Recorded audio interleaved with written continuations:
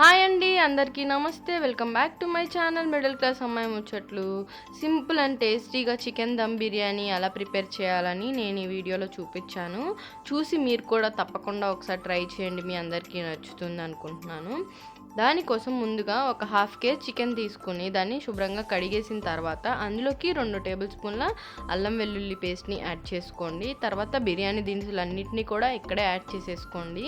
తర్వాత 2 టేబుల్ స్పూన్ల వరకు కారాన్ని కూడా యాడ్ చేసుకోండి. ఒక హాఫ్ టేబుల్ స్పూన్ పసుపుని కూడా యాడ్ చేసుకోండి. సాల్ట్ మాత్రం మీ టేస్ట్కి తగినట్టు యాడ్ చేసుకోండి. దాని తర్వాత బిర్యానీ మసాలా అండ్ గరం మసాలాని కూడా యాడ్ చేసుకోండి. తర్వాత ఒక 5 టేబుల్ స్పూన్ల వరకు పెరుగును కూడా యాడ్ చేసుకోండి. పెరుగు కొంచెం ఎక్కువ వేసుకుంటే మనకి గ్రేవీ అనేది కొంచెం ఎక్కువ వస్తుందన్నమాట. మసాలా బాగుంటుంది బిర్యానీలో.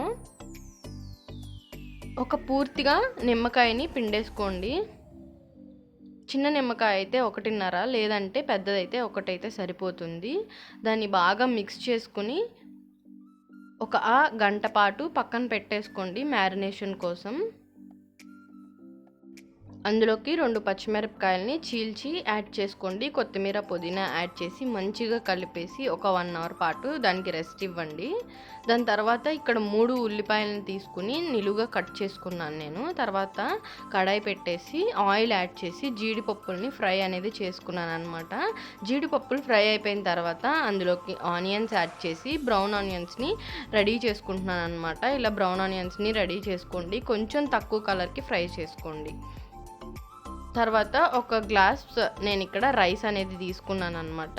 మీకు ఏది కొలత కావాలంటే అది తీసుకోండి. నేను ఇక్కడ ఒక లోటాతో ఒక గ్లాస్ రైస్ తీసుకుని నీట్గా కడిగేసి వాటిని నానబెట్టేశాను అనమాట పక్కన. అది నానేలోపు వాటర్ తీసుకొని అందులోకి బిర్యానీ దినుసులు, ఉప్పు, కొంచెం కొత్తిమీర, 2 పచ్చిమిరపకాయలని, కొంచెం పుదీనాని యాడ్ చేసి మరగడానికి పెట్టేసుకుంటున్నాను అనమాట, రైస్ బాయిల్ చేయడం కోసం. రైస్ అతుక్కోకుండా ఉండడానికి అందులోకి నేను 1 టేబుల్ స్పూన్ గీ అనేది యాడ్ చేశాను. మంచి ఫ్లేవర్ కోసం ఒక 2 టేబుల్ స్పూన్లు కానీ 1 స్పూన్ కానీ అల్లం వెల్లుల్లి పేస్ట్ని కూడా యాడ్ చేశాను. అది మంచిగా మరిగిన తర్వాత రైస్ని మనం యాడ్ చేసేసుకోవాలి ఆ వాటర్లోకి అన్నమాట.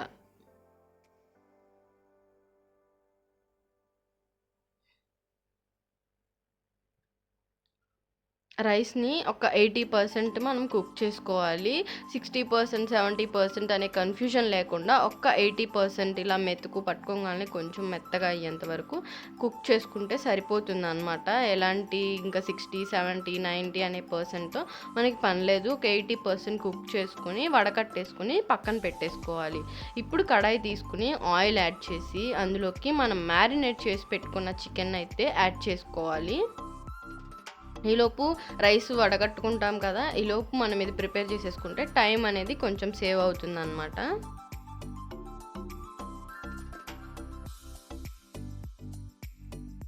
చికెన్ ఆయిల్ అంతా పైకి తేలే వరకు మంచిగా కుక్ చేసుకోండి ఇక్కడే చికెన్ని.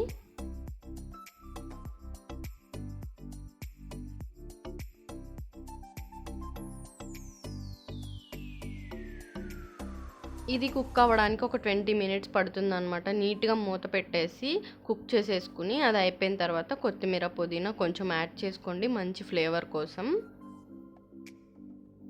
ఇలా ఆయిల్ అంతా వచ్చేసిన తర్వాత స్టవ్ అయితే ఆఫ్ చేసేసుకోండి. ఇప్పుడు మనం దమ్ ఎలా చేసుకుందాం అనేది చూద్దాము. ఒక పెద్ద గిన్నె తీసుకోండి. మీరు ఎందులో అయితే చేద్దాం అనుకుంటున్నారు బిర్యానీ, ఒక పెద్ద హండీ లాంటిది తీసుకొని అందులోకి ఒక 2 టేబుల్ స్పూన్ల గీ అయితే ఫస్ట్ని యాడ్ చేసుకోండి కింద. దాని మీద ఒక లేయర్ ఆఫ్ రైస్ని యాడ్ చేసుకుందాం మనం. రైస్ కూడా చూసారు కదా, చాలా పొడి పొడిగా అలా ఉంటుంది అనమాట. మనం 80% కుక్ చేసాం కాబట్టి. దాని మీద ఒక లేయర్ ఆఫ్ చికెన్ మనం ప్రిపేర్ చేసుకున్న కర్రీని కూడా యాడ్ చేసుకుందాము. అలాగా 1 to 2 లేయర్స్ అలా ప్రిపేర్ చేసేసుకుని దానిపైన కొత్తిమీర, పుదీనా, కొంచెం ఫ్రైడ్ ఆనియన్స్ కూడా యాడ్ చేసుకుందాము.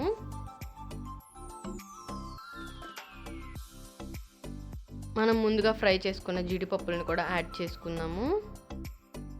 అందులోకి నేను ముందే రెడీ చేసి పెట్టుకున్న కోల్ని అనేది పెట్టుకోవడానికి పొయ్యి మీద అనేది పెట్టానన్నమాట. కొంచెం కోల్ ఫ్లేవర్ వస్తుందని చెప్పి బొగ్గుని వేడి చేస్తున్నాను స్టవ్ మీద. మనం ముందుగా ఎసర పెట్టుకున్న వాటర్ని కూడా యాడ్ చేసుకోండి. తర్వాత గీ యాడ్ చేసుకోండి. ఇప్పుడు కుంకుమ పాలని కూడా నేను యాడ్ చేస్తున్నాను. వాటర్ ఎందుకు యాడ్ చేసామంటే మనం 80% చేసాం కదా! మిగతాది దమ్ అవ్వడం కోసం మనం వాటర్ అనేది ఏసాము. ఇప్పుడు ఆ బొగ్గును పెట్టేసి దాని మీద కొంచెం నెయ్యిని యాడ్ చేశాను నేను ఆ ఫ్లేవర్ కోసం. ఇప్పుడు మనం పిండిని పెట్టుకుంటున్నాననమాట. గోధుమ పిండైనా పెట్టుకోండి, సిల్వర్ ఫాయిల్ అయినా పెట్టుకోండి మీ ఇష్టం. దమ్‌కి ఏమి బయటికి పోకుండా చిన్న లవంగమైనా పెట్టేసుకోవచ్చు మీరు హండీలో చేసేటట్టయితే. చక్కగా ఒక 15-20 మినిట్స్ పొయ్యి మీద అనేది మనం దానికి దమ్ ఇచ్చేసామనుకోండి, చక్కగా కంప్లీట్ అయిపోతుంది. ఇలా పొడి పొడిగా వస్తుందనమాట రైస్. మీరు కూడా ఒకసారి చూసి తప్పకుండా ట్రై చేయండి.